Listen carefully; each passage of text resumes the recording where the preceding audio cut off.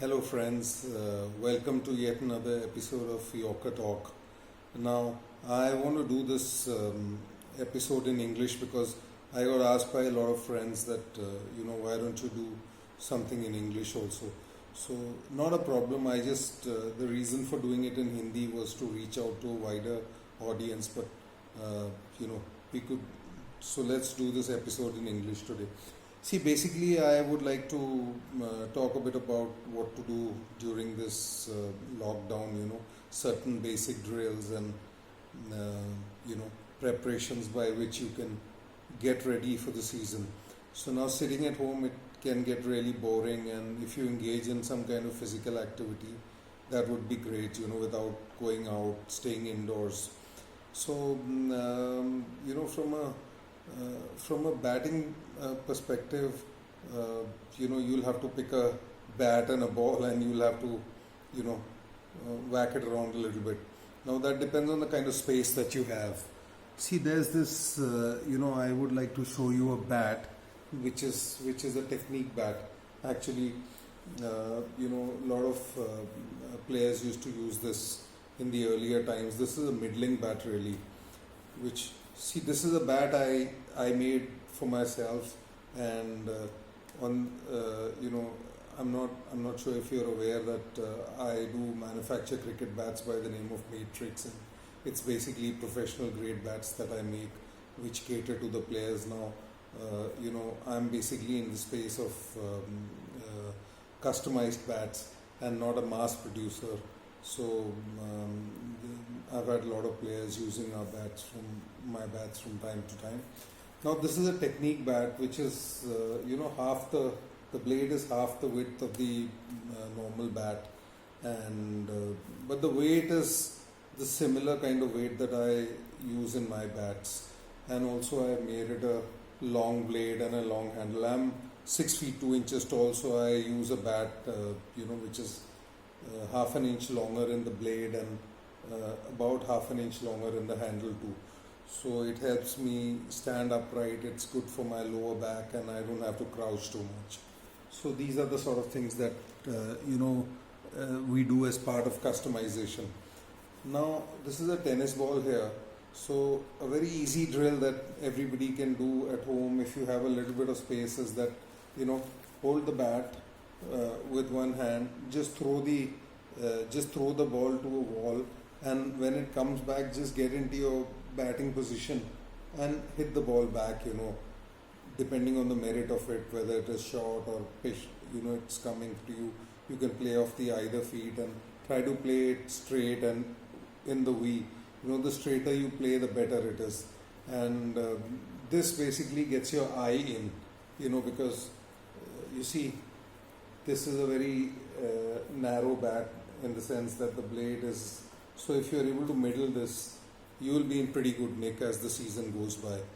So this is something I would recommend to everybody, and it's something which all of you can do, and highly recommended. A lot of professional players, in fact, Brian Lara was somebody who used to do this very, very often, and it helped him a great deal. If you see the way he used to come out and bat, and he used to middle it right from the beginning. So this is a drill that I'd recommend to everybody. Try to get hold of this bat if you can buy it from the market, or you can get one made. If you're looking for something, do let me know. I could help you out. It's inexpensive, but it's a great tool to have. And just with a tennis ball, you can just keep hitting it back, and the more you middle it and the more the ball travels, the more you enjoy it. So inculcate these good habits. Now, another thing you can do is a lot of visualization. Now, I'll tell you something about the visualization techniques some of the international players do. For example, I know a very, very, highly successful, international batsman who holds a number of records to his name. Every day in the evening, he made a routine that he used to basically get into his full batting kit that includes the whites and the pads and gloves, helmet, everything, and he would visualize. He's before going to sleep, he would do this every day without fail, and he would just prepare himself for the match next day. He would imagine that he's out there in the middle batting, and he's facing the best bowlers in the world, be it a McGrath, be it a Wasim Akram, or anybody whom he imagines he is going to play, and he would think about a strategy as to. Now this may sound weird, but this is the power of visualization. He would constantly tell himself that this is the sort of a delivery that that the bowler is going to bowl, and this is how I'm going to counter it. So that's something which he made a habit of it throughout his life, and he scored tons and tons of runs, more than 30 test hundreds and whatnot. So it really works. Believe you me, it really works. I mean, it's a small habit, but it's a good habit that you can form. So then there are things by which you can work on your reflexes. Basically, you can use a small crazy ball, bounce it against the wall again, and try and catch it at different angles. If you have an activity partner, fine, but at this time, since you're alone, this is probably the easiest way. Chuck a ball onto the wall. If you don't have a crazy ball, try a tennis ball. Again, it'll keep coming back at various angles. If you're throwing it against a more uneven kind of surface wall, then the chances of the ball ricocheting and going in a different direction, it presents another kind of a challenge. So use your other than this really sharpens up your reflexes. Now it's very important that you get your mind into a match kind of a situation. Imagine that you're facing a particular ex bowler, and you can what kind of deliveries he bowls, and prepare yourself for that. It's all visualization, but you can imagine how you're going to be in the right position to play that shot. So it's very, very important. Now see, if you start from here, you can reach here. That's very important. You got to start from somewhere. If you're not going to do anything during this time, probably when the season starts, you'll find yourself pretty rusty, and it's competitive. Even if you're playing club cricket, if you don't perform well, the chances of you losing your place to another guy, another player who's hungry, is very, very high. So I would suggest that you keep doing something, whatever level you're playing at. It's important. Now for the bowler, I always recommend if you can do a little bit of running, you can do static running also. If you have a treadmill, you could do that. Other than that, just keep feeling the ball as much as you can. Try to build a relationship with the ball. You got to make it feel as if it is part of you. Explore the various possibilities, try the various different grips. So that's something you can do, and work on your fitness. Gym fitness these days, to a certain extent, yes. If you're playing T20, it's more explosive kind of a cricket, so most of the guys, they do a lot of heavy lifting. But in our times, things were very different. Guys like Kapil Dev, they used to spend a lot of time doing running, and they used to play racket sports like badminton and squash, tennis. This really helped them much better. And if you can work on your fitness, do a lot of yoga, flexibility. I mean, you look at it this way, guys like Pandya and these guys, they spend a lot of time in the gym, but they also pick up a lot of injuries, quite often, which was unheard of. Kapil Dev played about 125 or odd test matches and never got injured even once, or rather never missed a single match because of injury. And he was a guy who used to run a lot, and he used to do a lot of stretching, fitness, basic things. He used to do a limited amount of gym exercise, but a lot more of endurance running.